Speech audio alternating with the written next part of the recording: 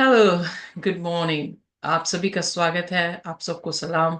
जितने भी जो है हमारे बीच में यहाँ पर बाइबल स्टडी करने के लिए जो है वो आए हैं। आज जो है हम इब्रानियों उसका 7 अध्याय का जो है वो जिक्र करेंगे।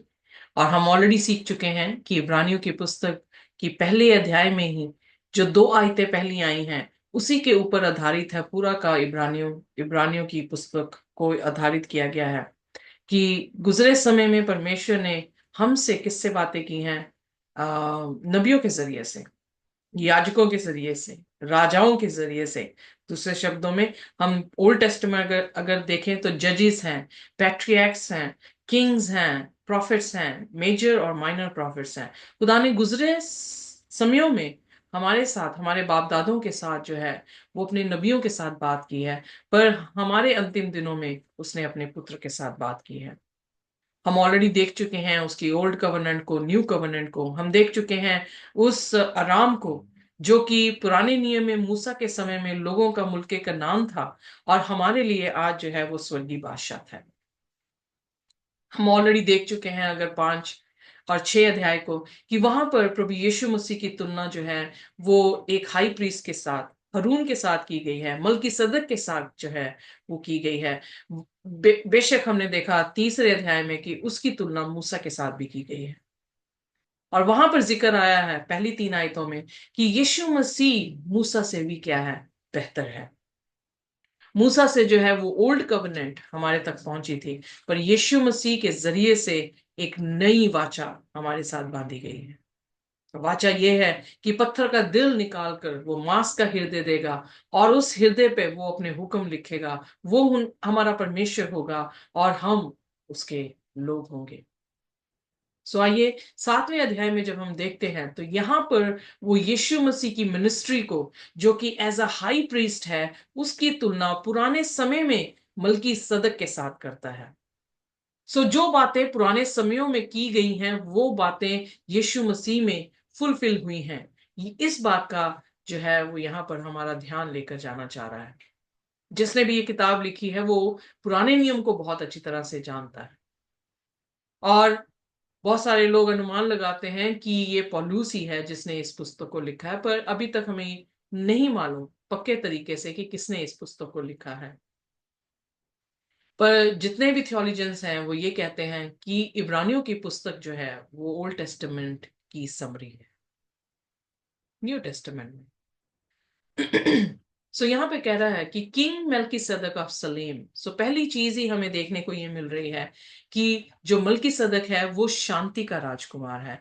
कहाँ से आया उसके ना माँ का पता है ना बाप का पता है, पर वो शांति का राजकुमार है। सो वो प्रतीक है प्रभु यीशु मसीह का।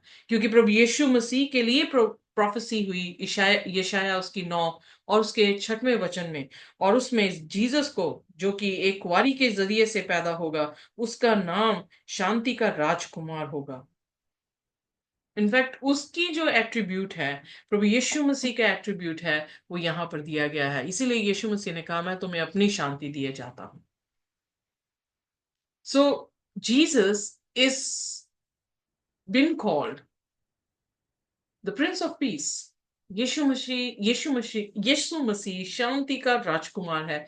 और जब हम गलातियों उसके 5 उसकी 22 और 23 आयत को देखते हैं तो वहां पर भी जिक्र आया है कि फल जो आत्मा के हैं वो क्या है, प्रेम है, शांति है। So this is the attribute of God. ये खुदा की तरबियत को दिखा रहा है कि खुदा की तरबियत में शांति है। वो शांति का राजकुमार है, यानी वो उत्पत्ति, शांति की उत्पत्ति ही उससे हुई है। सो यहाँ पे जो मलकी सदक है वो सलेम का राजा है। अगर हम जियोग्राफिकली देखें तो कोई सलेम नहीं था। सो ये मलकी सदक इब्राहिम के पास कैसे आया। और ये इसका जिक्र आया है कि he was the priest of the most high God. और परमेश्वर का जो है वो प्रीस्ट था। सो इसका मतलब मलकी सदर के ऑर्डर में अगर यीशु मसीह आए हैं तो यीशु मसीह जो कि शांति के राजकुमार हैं, वो जो मिनिस्ट्री कर रहे हैं वो प्रीस्ट की मिनिस्ट्री कर रहे हैं। एंड यहाँ पे जिक्र आया है कि वो इब्राहिम से मुलाकात उसकी हुई, जबकि वो लूत को बचाने के लिए जब राजाओं के पास गया है और वहां से जीत कर आया है, तो उसमें से वो अपना दशवांश जो है वो मलकीसदक को देते हैं। अब प्रश्न उठता है कि दशवांश जो है वो शुरू कब हुआ, मतलब किसने शुरू किया दशवांश देना। जब हम बाइबल को पढ़ते हैं तो उत्पत्ति के पुस्तक में जब हम जाते हैं तो उसके 28वें वचन में हमें देखने को मिलता है, आखिरी आयतों में।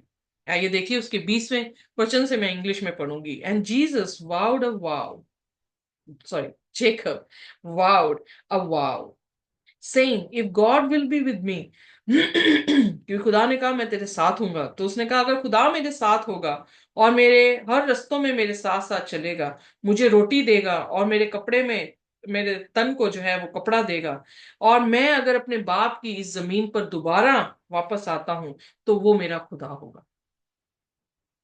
ये वाचा जो है वो यकूब ने खुदा से मांग कही, और उसने कहा, उसने स्टोन वहां पर रखा 22वें वचन में, उसने स्टोन का पिलर बनाया और उसे कहा गया कि ये खुदा का घर होगा, और जो कुछ भी मुझे दिया जाएगा मैं उसका दशवांश खुदा तुझे दूंगा। यानी ये कवनन के बीच में जो है वो बात आई है। खुदा और इंसान की कवनेंट के बीच में ये है कि खुदा 90% देगा रिलेशनशिप में, और इंसान 10% जो है वो खुदा को देगा, क्योंकि 90% खुदा कर रहा है काम।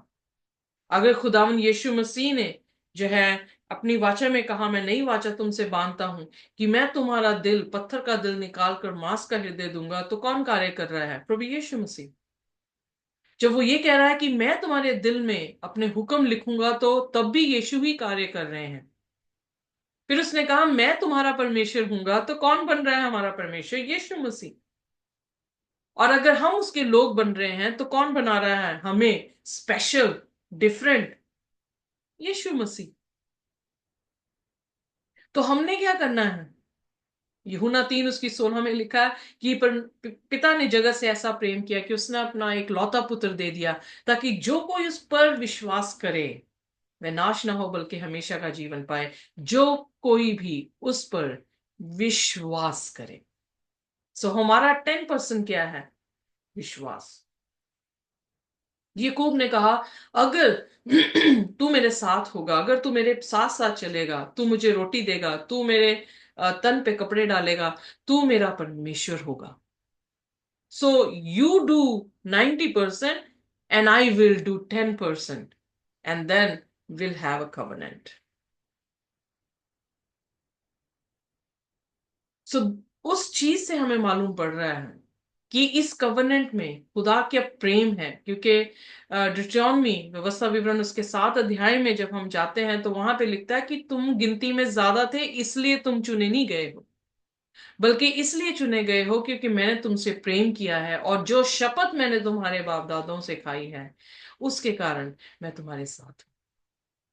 खुदा ने इब्राहिम से उत्पत्ति उसके 12 में बात की है, खुदा ने इसहाक से यही वाचा 25 अध्याय में बांधी है, और खुदा के साथ फिर दोबारा से ये वाचा यकूब के जरिए से बंधी है, जो कि 28 अध्याय में हम देखते हैं। दशवांश जो है वो हमारा 10th पार्ट है, जो हमारा हिस्सा है वो हम खुदा को दे रहे हैं, ताकि उसकी कवनेंट जो है हमारे साथ बंधी रहे। वो चाहे हमारा समय का दशवांश हो, चाहे हमारे पैसे का हो, हमारे जिस्म का हो, हमारी सोच का हो, हमारा कुछ भी हो,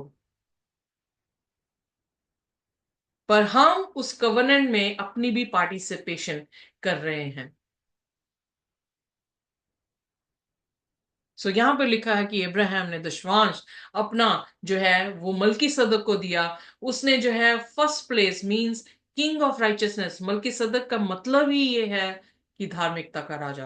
धार्मिकता, हमारी धार्मिकता कौन है? यिर्मयाह कहता है परमेश्वर हमारी धार्मिकता है। उसने हमें अपनी धार्मिकता के वस्त्र दिए हैं। इसलिए पुराने नियम में जो बातें हमारे बाप दादों से परमेश्वर ने नबियों के जरिए से किए हैं, आज हमारे साथ अपने पुत्र से करता है। कहने का मतलब कि खुदा बदला नहीं है। जरिए जरूर बदले थे। कल कल को मलकी सदक था, मोस्ट होली गॉड का प्रीस्ट, आज यीशु मसीह है। पर आपके लिए कोई तो है, पर मलकी सदक से बेटर जो है वो अब हमारे पास यीशु मसीह है। इसका जिक्र जो है वो 7वें अध्याय में कर रहा है। तीसरे वचन में लिखता है, उसके ना बाप का पता है ना माँ का ना वो, without father without mother without genealogy, उसकी कोई वंशावली वंशावली दी नहीं गई। उसका कोई भी जो है माँ का जिक्र नहीं किया गया, ना बाप का जिक्र किया गया है। Neither beginning of days nor end of life, ना ही उसके शुरुआत का ना ही उसके अंत का जिक्र बाइबल ने किया है। बट रिजेंबलिंग वर्ड यहां पर है। पर किसकी प्रतीक, किसका प्रतीक दिखा रहा, किसका प्रतीक था वो Melchizedek? Resembling the son of God, he remains a priest forever. So उसका न शुरुआत ना अंत बताया है, जो ये दिखाता है कि जिस तरह प्रभु यीशु मसीह है, उस तरह वो जो था वो याजक था, जो हमेशा के लिए याजक है। सो वो प्रतीक था, वो टाइप था कि एक दिन ऐसा याजक आएगा जो हमेशा के लिए याजक होगा। चौथे वचन में लिखा, see how great he is. उसके लिए कॉम्प्लीमेंट दे रहा है। Even Abraham the patriarch gave him a tenth of the spoils. हालांकि जेनेalogy नहीं पता थी, ना माँ ना बाप का पता था, कहां से शुरू हुआ कहां से निकला कहां खत्म होगा, कुछ नहीं पता था। पर जिससे पहली वाचा बांधी गई, उसने भी उसका इस्तकबाल किया है। फिर आगे जो है वो जिक्र कर रहा है, those descendants of Levi who receives the priestly office have a commandment in the law to collect tithes from the people. So फिर उसके बाद मूसा के समय में जब तंबू का सिस्टम शुरू हुआ, तो वहां पर हाई प्रीस्ट या प्रीस्टली मिनिस्ट्री जो है वो हमें देखने को मिलती है। और वेल वो तंबू जो है वो अगले हम अध्याय में देखेंगे कि वो कॉपी पेस्ट हुआ है। यानी वो किसकी कॉपी थी? वो हेवनली सेंचुरी की कॉपी थी, जिसको पेस्ट इस धरती पर किया गया था। और जो रीतियां इस धरती पर चली थी वो हेवन में चल रही थी। और प्रीस्ट को यह हक था कि वो टाइथ जो है वो ले सकता है लोगों से, इब्राहिम के डिसेंडेंट से। आई विद मी?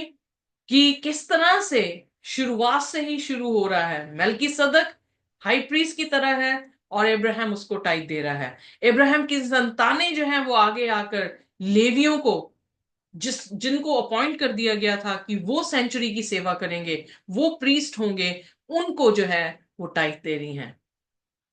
और अब हम जो स्पिरिचुअल इजरायली हैं, वो किसको टाइप दे रहे हैं? वो खुदा यीशु मसीह को। अपना जीवन, अपना समय, अपना पैसा, उसके कामों के लिए। 6वें वचन में लिखा, but this man who does not belong to the ancestry collected tithe from Abraham and blessed him who had received the promise. So मलकीसदक ने जो है अब्राहम से टाइथ ली और उसे आशीष दी। इट इज बियॉन्ड डिस्प्यूट, इसमें कोई शक की बात नहीं है, that inferior is blessed by the superior, कि जो छोटा था उसने किससे आशीष ली? जो बड़ा था, जो उससे बड़ा था। In the one case tithes are received by those who are mortal. पर पुराने समय में क्या था कि जो दैज की थी, वो जो मॉर्टल थे यानी इंसान थे, वो ले रहे थे। In other way, by one of whom it is testified that he lives. पर मलकी सदक किसी ना किसी तरीके से ये दर्शाता है कि वो भी, उसका ना अंत है ना उसका शुरुआत है, तो वो भी इटर्नल है। इसका मतलब वो जीवता है। सो जो हमारा प्रीस्ट होगा वो हमेशा तक जीवता रहे। One might even say that Levi himself, who receives tithe, paid tithe through Abraham. So even जो लिवाइट्स होते थे, उन्हें भी अपनी टाइथ जो है वो देनी पड़ती थी। For he was still in the lines of his ancestor when Melchizedek met him.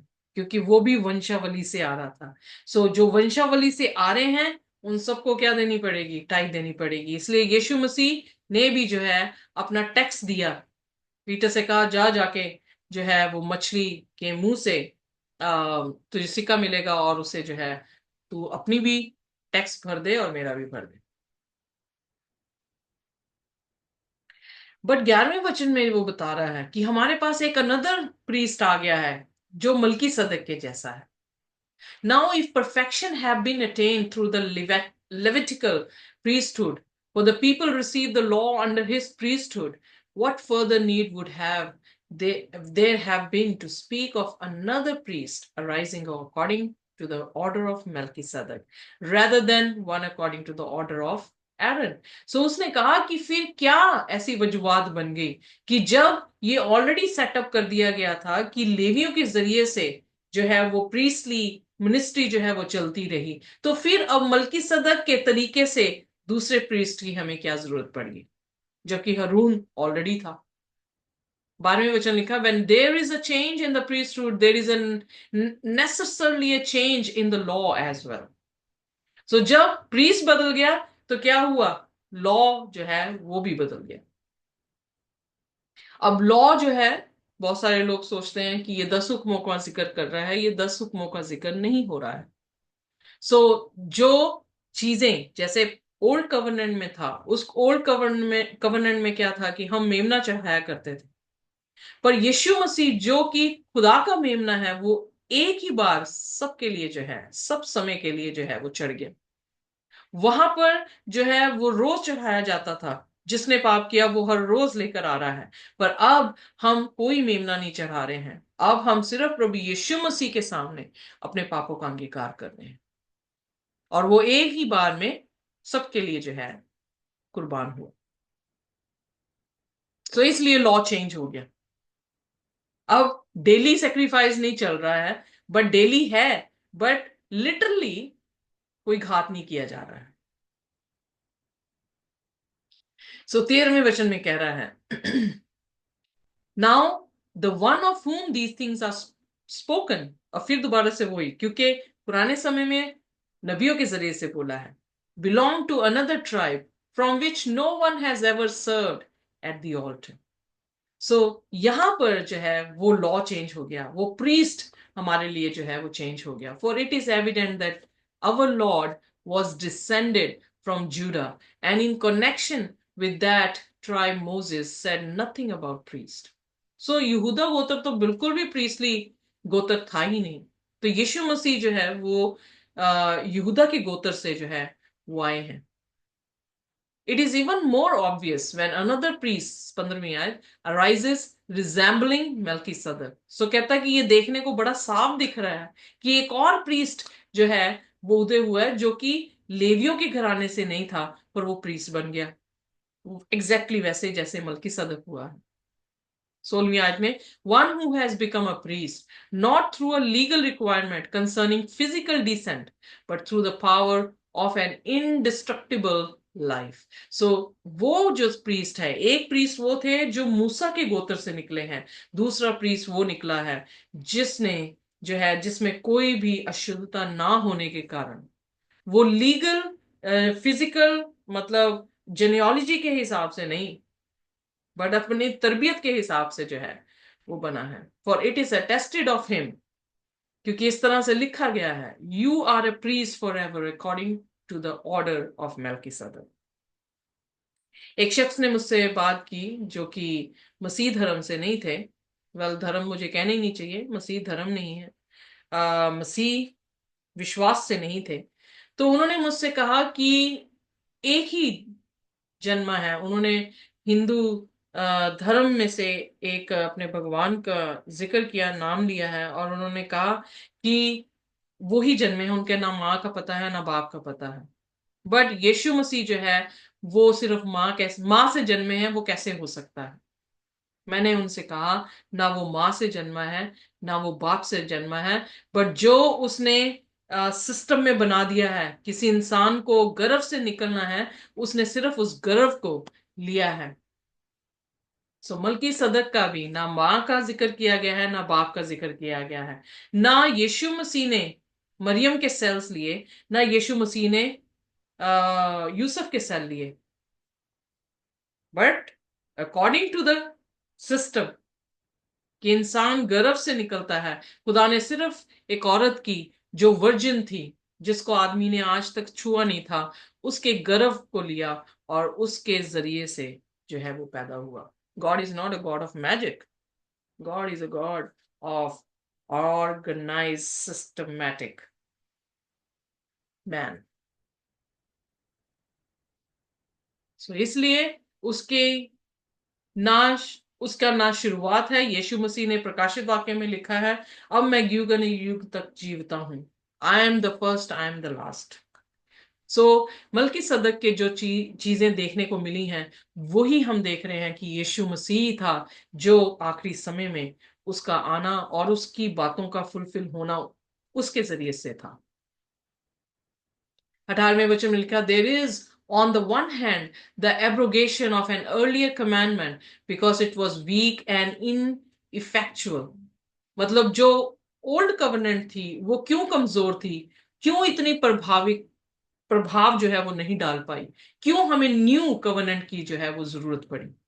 For the Lord made nothing perfect, क्योंकि उससे जो है हुक्म परफेक्ट नहीं हुए। अगर मूसा नबी था, हरून हमारा प्रीस्ट था, वो परफेक्ट नहीं थे, वो भी पापी थे।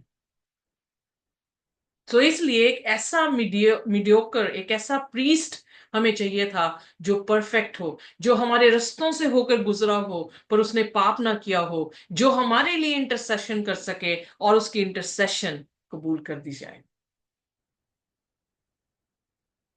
And there is no other hand, the introduction of a better hope through which we approach God. So इसलिए कह रहा है कि जितनी ओल्ड टेस्टामेंट में लोग थे, यानी पुराने समयों में खुदा ने जिन नबियों से बातें की, वो परफेक्ट नहीं थे, उन्होंने भी पाप किए हैं। इसलिए बाइबल हर एक इंसान का, नबी का जो है वो पाप दिखाता आ रहा है।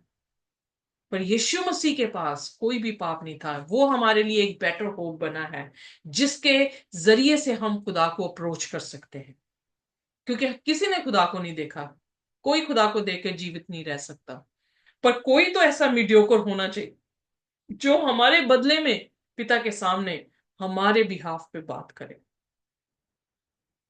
20वें वचन में लिखा, this was confirm with N oath, for others who became priests took their office without an oath, but this one became a priest with an oath because of the one who said to him, the Lord has sworn and will not change his mind. You are a priest forever. Covenant में कोई भी मजबूत नहीं रहा। अगर हम देखें मूसा के समय में, इवन मूसा, हरून, मिरियम जो कि लीडर्स थे उनके, वो सब के सब बियाबान में मर गए क्योंकि उन्होंने कवनेंट को पूरा नहीं करा। पर जब हम यीशु मसीह को देखते हैं विल्डरनेस में, 40 दिन 40 रात जो है वो भूखा और प्यासा है, और उसके पास शैतान जो है वो आजमाइशें लेकर आया जैसे हमारे पास लेकर आता है। यीशु मसीह उन आजमाइशों में जयवंत हुआ, और जब वो जयवंत हो रहा है तो फरिश्ते आके उसकी सेवा टहल कर रहे हैं,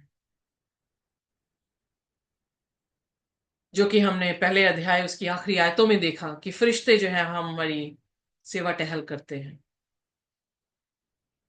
इसलिए कह रहा है कि वो ही एक ऐसा प्रीस्ट है। यीशु मसीह की प्रीस्टली सर्विस को यहां पर दिखा रहे हैं कि यीशु मसीह ही एक ऐसे प्रीस्ट हैं जो हमेशा तक रहेंगे। क्यों? Because he is the only better hope for us. He was in the world but did not sin. वो ही एक अच्छी आशा है क्योंकि वो इस दुनिया में थे, पाप की दुनिया में थे, पर उन्होंने पाप नहीं किया, और उनकी अपनी कुर्बानी ने, जो हमारे बिहाफ पर उसने मौत सही है, उससे जो है उसने हमें निजात दे दी। 23 आयत में लिखा है, 22 आयत में, accordingly Jesus has also become the guarantee of a better covenant. इसलिए न्यू कवनेंट की जरूरत पड़ी। वो बेटर कवनेंट है, वो बेटर वाचा है जो उसके जरिए से बांधी गई है। Furthermore, the former priests were many in number because they were prevented by death from continuing in office. But he holds his priesthood permanently. इसीलिए पुराने नियम में जो लेवी थे वो गिनती में बहुत थे, क्योंकि मर जाते थे। तो उस काम को करने के लिए, कंटिन्यू रखने के लिए जो है, वो दूसरा जन उसकी जनरेशन से आता था। पर जब यीशु मसीह अब सनातन है, तो कोई और प्रीस्ट की जरूरत नहीं है। वो परमानेंटली उस ऑफिस में या अपनी प्रीस्टली मिनिस्ट्री में जो है वो हमारे लिए काम कर रहे हैं। 25 आयत, consequently he is able for all time.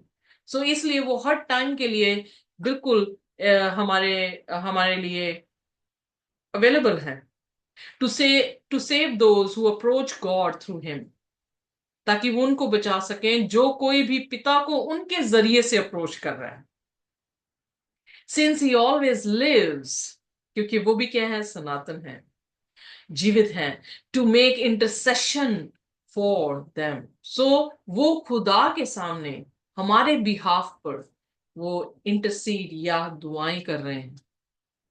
तो इसलिए यीशु मसीह जो है, पहले समयों से जो बाप दादाओं से नबियों के जरिए से बातें हुई हैं वो बेहतर नहीं रही हैं, बल्कि जो आखिरी समय में उसने अपने बेटे के जरिए से बातें की हैं वो बेहतर कवर्नेंट में आ गई। 26 आयत में, for it was fitting that we should have such a high priest, holy, blameless, undefiled, separated from sinner and exalted above the heavens. So कहता है कि ये बेहतर नहीं रही बात कि जो अब हमारा हाई प्रीस्ट है वो पापी नहीं है, उसमें कोई भी दोष नहीं है, वो बिल्कुल भी अपवित्र नहीं है, वो पाप से अगर परे है बिल्कुल और आसमानों में चढ़ गया है, तो वो बेटर कवनेंट है, वो बेटर मीडियोकर है, मध्यस्थ है हमारे लिए, जो कि you know he is just next to the father. और उसकी कही हुई बात कभी भी अनसुनी नहीं हो सकती। जैसे मेरे पास अगर कोई बैठ के मुझसे बात कर रहा है तो ऐसा नहीं कि मुझे सुनेगा नहीं, पर अगर 1 मील दूरी पे कोई मुझे चीख के बातें कर रहा होगा, मुझे नहीं पता लगेगा। सो कहां पर मूसा, कहां पे हारून जो है वो जमीन पर से दुआएं कर रहे थे, पर अब हमारा जो प्रीस्ट, हाई प्रीस्ट है यीशु मसीह, हमारा जो याजक है, वो स्वर्ग में पिता के दाहिने हाथ जो है उसके तख्त पर बैठा है। So how close he is that he can save us. Hallelujah, amen. So 27 आयत में लिखा, unlike the older high priest he has no need to offer sacrifice day after day. So ये डिफरेंस है, ये लॉ चेंज हो गया कि अब रोजाना जो है वो सेक्रीफाइस देने की जरूरत नहीं है।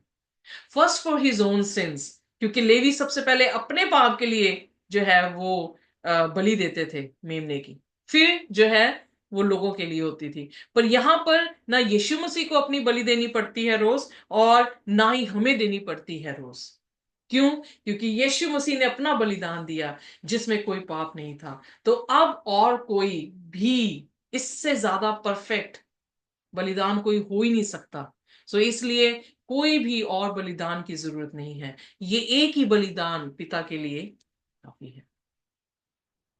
28, for the law appoints as high priest those who are subject to weakness.